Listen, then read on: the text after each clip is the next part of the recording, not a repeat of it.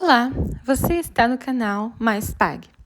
No momento, iremos iniciar a leitura da 12ª parte do livro Fernanda Brum e Foi Assim, escrito por Fernanda Brum. Todos os que choram serão consolados. Aprendi algo muito importante com o Espírito Santo e com a Kátia. Só são consolados aqueles que choram. Deus estava pronto para mudar a minha vida e eu continuava buscando a felicidade em uma pessoa. Pessoas não podem nos fazer felizes. Precisamos fazer escolhas. A vida é feita de escolhas e nós vivemos exatamente o que escolhemos viver. Se colocarmos um homem no trono do nosso coração, esse homem, com todas as suas imperfeições, será o nosso Senhor. Se colocarmos amigos nesse trono, eles reinarão em nossas vidas. Se colocarmos o álcool, ele preencherá, em sua avidez e maldade, tudo em nós. Mas se convidarmos o Senhor Jesus Cristo, provaremos da organização do seu Espírito, o mesmo Espírito que estava sobre a terra quando ela se formou. Antes, a terra estava sem forma e vazia, mas ele não desistiu. Continuou pairando sobre a face das águas até que houve ordem. Deus também investe em seu mundo catastrófico e vazio. Ele continua crendo que tudo que é catástrofe em sua vida e no seu coração em breve florescerá. Deus confia que seremos fortes exatamente onde fomos fracos. Este é o meu momento de ser feliz. A verdade é que só o Espírito Santo pode fazer você feliz. Quando buscamos primeiro o reino de Deus e a sua justiça, todas as outras coisas vão sendo acrescentadas. Voltando à história, eu estava há alguns dias da minha libertação e o diabo certamente fazia de tudo para tripudiar sobre mim, porque sabia que o tempo dele se esgotava em minha vida.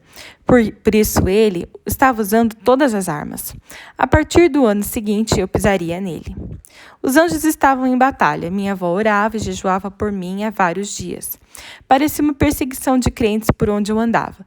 Voltando da academia, eu era a última a saltar do ônibus 685, na parada antes do ponto final.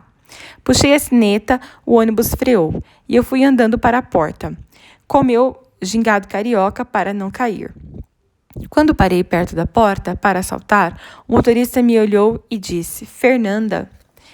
Eu olhei assustada, pois não o conhecia. Como ele sabia meu nome? Ele continuou: "Volta para Jesus, já é tempo." Falou de maneira calma e tocou profundamente minha alma, mas meu coração ainda estava muito duro. Desci com raiva, pisando forte nos degraus do ônibus. Corri até o trailer da Gil, bem no muro do condomínio. Chegando lá, encontrei a tia Madalena, aquela que me socorreu no dia do soco, lembra? Como um disco arranhado, ela me disse: "Oi, Fernandinha, por que você não volta para Jesus?" Nem sei se respondi. Saí andando em direção ao meu prédio pensando: crente é tudo doido mesmo. Meu pai não me deixa, não me largam. Que chatura. Rio Sampa. O desaparecido já estava sumido há uma longa temporada e eu estava super envolvida com o novo negócio do meu pai, palmitos. Nós vendíamos palmitos em bares, restaurantes e onde mais precisasse de palmitos. Passávamos horas colando rótulos nos potes, depois saíamos com a Kombi cheia para entregar os pedidos. Comigo, não tinha mau tempo. Eu ia fazer as entregas com ele, carregava a caixa no ombro, colocava a mão na massa. Lá em casa, nós nunca fugimos do trabalho. Minha mãe continuava como vendedora, representando o açúcar pérola. Ela sempre me dava um ticket de refeição para lanchar na escola, e assim nós íamos vencendo, apesar do sufoco. Meu pai passou a mexer com nos livros do meu avô, que ficavam guardados na casa do colégio, e começou a sentir Deus falar com ele. Então passamos a conversar sobre as coisas de Deus. Volta e meia esses papos rolavam entre nós e minha avó. Ela sempre ligava o rádio na programação da igreja Deus é Amor e ouvia o dia inteiro as orações e os cultos. Para mim, isso era normal, pois ela era crente. E era isso que devia ouvir. Eu respeitava. Numa daquelas semanas que eu estava bem sozinha, sem saber do desaparecido, fui para a casa do meu pai. Começamos a ouvir rádios evangélicas, a Melodia e a 93 FM, conhecida como El Shaddai FM. Meu pai teve a ideia de irmos a um show evangélico no Rio Sampa. Achei esquisito o convite, afinal, lá Só tinha lambada cigana na época. Aceitei meio desconfiada de música evangélica. Pensei com meus botões. Crente não tem qualidade musical, muito menos tecnológica. Então me lembrei da minha banda, dos instrumentos e do estúdio para o qual prestava serviço. E pensei em compará-los, mas logo tirei isso da cabeça. Não tem comparação. A música secular é muito melhor do que a gospel. Mas aquele seria um bom programa para fazer com meu pai. Nós dois estávamos sozinhos, eu sem o desaparecido e ele sem a namorada. Nada de problemas, só papo e horas de papo. Era tudo o que eu queria e o que sempre tinha com meu pai. Muitas vezes até me esquecia de que ele tinha mais de 40 anos. Quantas vezes lhe contei meus segredos sem a menor cerimônia? Ele sempre foi um amigão. Naquele tempo, meus pais voltaram à adolescência com minhas aventuras e chororôs eternos por brigas românticas. Penso que eles não tinham muita ideia de como meu coração estava, e para falar a verdade, nem eu. Sempre sofri da síndrome do congelamento, só tinha noção do tamanho dos problemas horas ou dias depois. Era assim que eu me comportava, até que, por algum mecanismo acionado, as lágrimas borbulhavam. Foi isso o que aconteceu no Rio Sampa. Deus em pessoa arrancou as cascas dos meus machucados, que começaram a sangrar como um rio naquela noite. Chegamos ao Rio Sampa, na Brasília Azul. Estacionamos e logo avistei um movimento que me parecia um disparate para a música evangélica. As pessoas lotavam a bilheteria em busca de uma melhor cadeira para assistir o lançamento do LP do grupo Altos Louvores. Eu me preparei para enfrentar a multidão, saí do carro e reparei o quanto eu era diferente daquele povo tão vestido. Eu estava vestida para matar, com minha calça jeans rasgada nas pernas, camiseta de cotton laranja fluorescente que acendia no escuro, um tamanco tona área e lentes de contato azuis da quase morta Sharon. Os olhos estavam delineados de preto e os cílios bem curvados com rímel preto também. Perfume, ok. Quero patrocínio. Água fresca do Boticário. Risos. Fui andando em direção à fila, como se desfilasse em uma passarela, e à medida que me aproximava das pessoas, me sentia excluída pelos olhares. Quando passei ao longo da fila, ouvi algumas pessoas dizerem misericórdia, misericórdia, misericórdia. Eu quis me esconder por um segundo, quem sabe voltar para casa. Mas aquelas senhoras de coque na cabeça não podiam ter esse poder tão grande, ou podiam. Comprei os ingressos. Enquanto meu pai se aproximava, elas iam parando de falar. Então me senti mais segura e segui com ele até o camarote. Sentamos lá em cima, fiquei no lado esquerdo, bem escondidinha, esperando que as cortinas se abrissem. A introdução começou, as cortinas foram se abrindo e as luzes se movendo. Pensei, esses crentes estão modernos, olha essas luzes. Quando a cortina se abriu por completo, pude reparar no grupo todo. E cheguei ao tecladista, o mais lindo que poderia ter visto. Um jovem loiro, virtuoso, já parecia ser cheiroso de longe. Segurei no braço do meu pai e disse, pai, quem é esse loiro do teclado? Meu pai riu e, espirituoso como sempre, respondeu, todo crente bonito ou é noivo ou é casado, desiste. Eu ri e logo coloquei minha atenção no grandão que cantava. Lembrei-me de uma fita cassete que minha amiga Shirley havia me emprestado no tempo do Colégio Pio XII. Na época, aquelas mensagens me fizeram tão bem, então abri um pouco mais o coração. Também me lembrei do tempo dos cultos domésticos, da alegria de cantar com meu avô, dos cultos pela TV. Um tempo que parecia tão distante, tamanha era a minha distância de Deus. Era como se aquilo tivesse acontecido há 30 anos, na verdade, eram só 10. Uma música em especial me desmontou. Quem solava era o Diógenes, o Didi, dos Altos Louvores. Reencontro. Como vai você? Eu esperava te encontrar há tanto tempo. Podes me ouvir? É tão difícil para mim te ver nesse momento. Você seguiu o seu caminho, decidiu andar sozinho, deixou-me na estrada. Eu devia te punir, mas resolvi não fazer nada. Me abrace forte, filho meu. Não tenhas medo de voltar. As lágrimas são por te amar, por te amar. Eu sou o mesmo velho pai. O tempo não pode apagar, as lágrimas são por te amar. Por te amar, como vai você? Parecia que ela tinha sido feita para mim. Era como se meu pai tivesse contado minha vida para eles, mas eu sabia que não. Não contive as lágrimas. A muralha desmoronou na frente de todos. Depois uma moça entrou no palco. Ela parecia árabe, saída de um desenho animado, linda, com seus cabelos cacheados abaixo dos ombros, vestida com um saião enorme, bem maquiada e sorridente. Foi o tiro final.